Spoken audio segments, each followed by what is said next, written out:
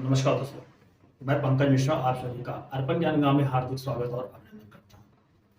दोस्तों, आज मैं उपस्थित हूं आपसे बात करने के लिए कि जब भी हमारे सत्य सनातन संस्कृति में, हमारे सनातन धर्म में जब भी पूजा पाठ होता है तो उसके बाद हवन की विधि है, हवन होता है।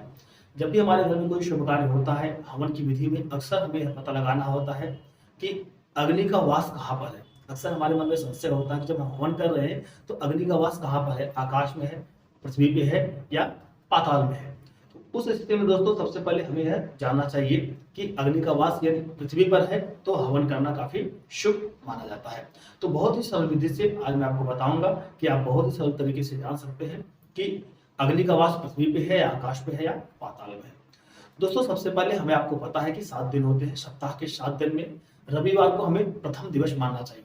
रविवार प्रथम हो गया, सोमवार द्वितीय हो गया, मंगलवार तृतीय हो गया, बुधवार चतुर्थ हो गया, इसके बाद गुरुवार पंचम हो गया, इसके बाद शुक्रवार जो हो गया षष्ठ हो गया और इसके बाद शनिवार जो हो गया वह सप्तम हो गया। कहने तात्पर्य ये 7 दिन हो गए। 7 दिन को एक एक नंबर मिला हुआ है। इस नंबर को आप याद रखिए। रविवार को 1 नंबर, सोमवार को 2 नंबर, मंगलवार को 3 नंबर, बुधवार को 4 नंबर, गुरुवार को 5 नंबर, शुक्रवार को 6 नंबर और शनिवार को 7 नंबर।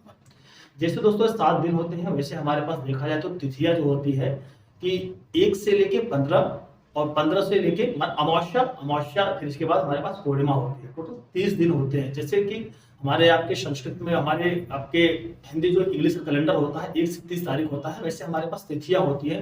प्रथमा, द्वितीया, तृतीया, चतुर्थी, पंचमी, षष्ठी, सप्तमी, अष्टमी, नवमी, दशमी, एकादशी, द्वादशी, त्रयोदशी, चतुर्दशी। एक अगर कृष्ण पक्ष की है तो अमावस्या आती है और शुक्ल पक्ष की होती है तो पूर्णिमा होती है। तो 30 तिथियां हमारे पास मिल जाती है।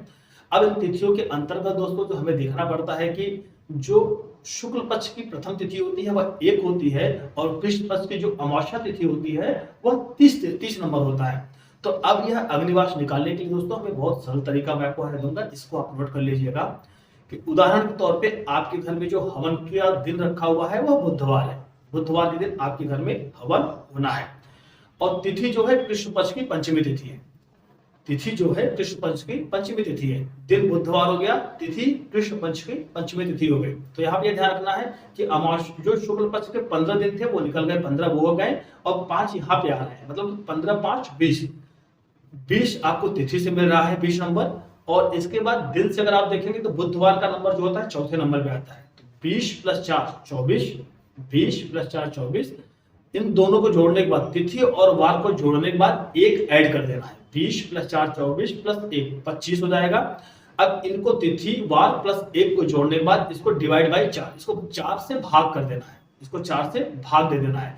जब आप 4 से भाग देंगे, यदि 1 बचता है, भाग देने के बाद यदि 1 बचता है तो अग्निवास आकाश में जाने, यदि 2 बचता है तो अग्निवास पाताल में जाने, यदि 3 बचता है तो अग्निवास पृथ्वी पर जाने, यदि 0 बचता है तो अग्निवास पृथ्वी पर जाने। तो अब इसको हम थोड़ा करके देखते हैं दोस्तों कि अभी 20 + 4 + 1 हमारे पास 25 का नंबर मिला है। 25 को अगर हम भाग 4 से करते हैं तो देखेंगे कि 4 × 6 = 24, 25 में 24 का 1, हमारे पास 1 भाग 1 शेष बचता है। 1 शेष बचने का तात्पर्य है दोस्तों कि अग्निवास आकाश में है। अगर आपसे कोई पूछता है क्या इस दिन हवन करना चाहिए, क्योंकि अग्निवास पृथ्वी पर होता है तो हवन करना शुभ माना जाता है। तो यहाँ पे आप अपना औपचारिक अपना एक मत रख सकते हैं, अग्निवास आज जो है आकाश में है, पृथ्वी पर नहीं है। अब बाकी सामने वाला उसमें क्या कैसा करना चाहता है तो उसको कर सकता है। तो बहुत ही सरल विधि है दोस्तों। इस विधि से आप किसी भी व्यक्ति को बता सकते हैं कि अग्निवास कहाँ पर है, आकाश में है, पृथ्वी पे है या पाताल में है।